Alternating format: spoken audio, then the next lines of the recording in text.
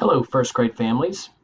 Based on feedback from our parent survey, I wanted to create another video to outline our new curriculum and what's coming up for the remainder of the year for our first grade students. We are sending this video out in February because we needed to take a few months to implement the curriculum and really learn the ins and outs before we can present it to our families. In this video, I will start out by talking about why we've changed the curriculum. Then we will look at what EL brings to the equation and what the day-to-day instructional format looks like. Then we will look at the final two modules of the year and what you can expect from those. And then finally, I will speak a little bit about what you can do at home to support your child's learning. So first, why did CMS change the curriculum?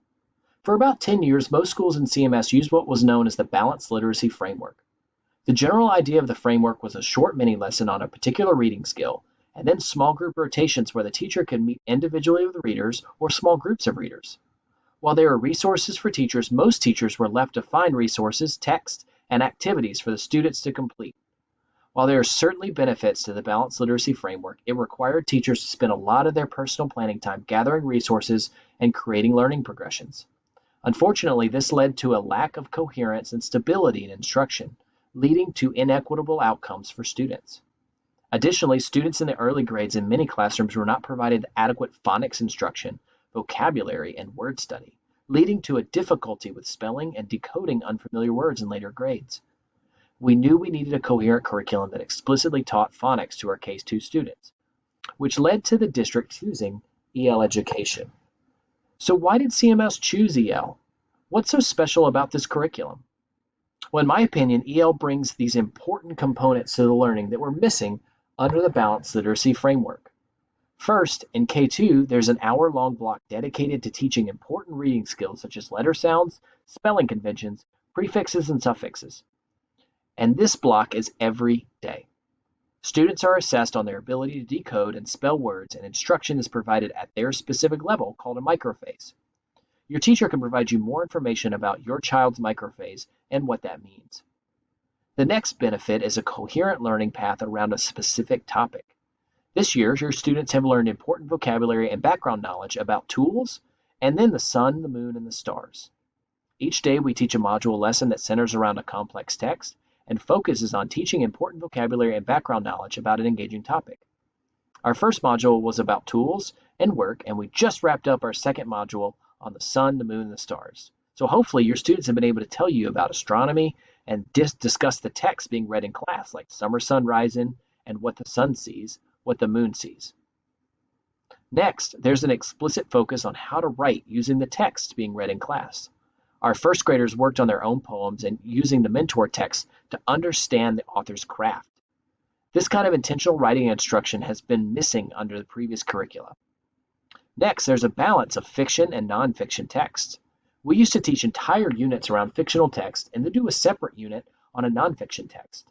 Now we center our units around topics rather than types of text, which brings balance to the types of text we teach, as well as maintaining our focus on building background knowledge around an engaging topic. Next, as one principal told me recently, our teachers are not curriculum developers, they're teachers. This curriculum provides our teachers and students with a variety of graphic organizers and supports all students to be able to be successful. Finally, the curriculum intentionally embeds what they call habits of character into each of its lessons. Specifically, first graders work to become effective learners by developing initiative, responsibility, perseverance, and collaboration, and work to become ethical people by developing empathy, integrity, respect, and compassion. So what does a normal day look like? Our first graders begin their day with a module lesson delivered to a whole group setting. There are activities embedded in the lesson, such as opportunities to talk, to write, and to reflect on their learning, so it's not an hour of just sitting and listening to the teacher talk. And as I said before, this past quarter, they've been learning about astronomy and space. This quarter, they'll be learning about birds, but I'll talk a little bit more about that in a minute. After the module lesson, they participate in a skills block lesson, which consists of a 15-minute whole group lesson about letter sounds and decoding words. After that lesson, the teacher facilitates small group lessons based on a student's microphase, so we can target exactly what those students need to reach their next phase of reading. I don't want to go into too much detail about the microphases here, so please reach out to your teacher about your child's microphase and what that reveals about them as a reader. While the teacher is meeting with a small group, The other students are working on word work, accountable independent reading, writing, or reading fluency with a partner. And finally, we have a labs block after the skills block where the students have the opportunity to create, engineer, imagine, or research about their particular topic. This injects a fun element into the day and gives students an opportunity to be more hands-on in their learning. So there's a lot of time dedicated to literacy each day, all around a specific and an engaging topic. So, specifically for first graders, what does the rest of the year look like? In modules 3 and 4, there's an overarching focus on birds. Module 3 is a study of the physical characteristics of birds as a group, different types of birds, and how birds adapt to their environment. In Module 4, students look at the environmental problems birds face, how birds contribute to life cycles, and how we can work to protect birds. At the end of Module 3, students will create a scientifically accurate drawing of a bird and a riddle card to teach readers about bird-specific body parts. In Module 4, students will research a local bird and write an informational paragraph about birds. In our skills block, we will start to look at two-syllable words with open and closed syllables. Specifically, students will be able to recognize open syllables, that is, syllables that end in a consonant, and closed syllables that end in a vowel. The types of syllables help our students decode and spell multisyllabic words. Additionally, we will look at words that end in the silent E and when to drop the E when adding suffixes like ing and ed. In the fourth quarter, we will look at R-controlled vowels and words with vowel teams such as OO, EE, IE, OW, AY, and IGH. Now, if you're listening and thinking, my child knows all this stuff already, why are we wasting their time teaching them things they already know?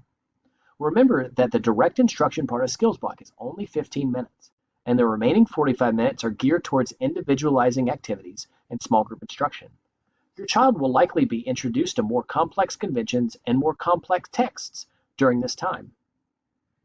So finally, to wrap up, how can you support your child at home? So I believe there are 3 things you can do to support at home to support classroom learning and literacy. First, you can ask your child about the module topic, which is birds.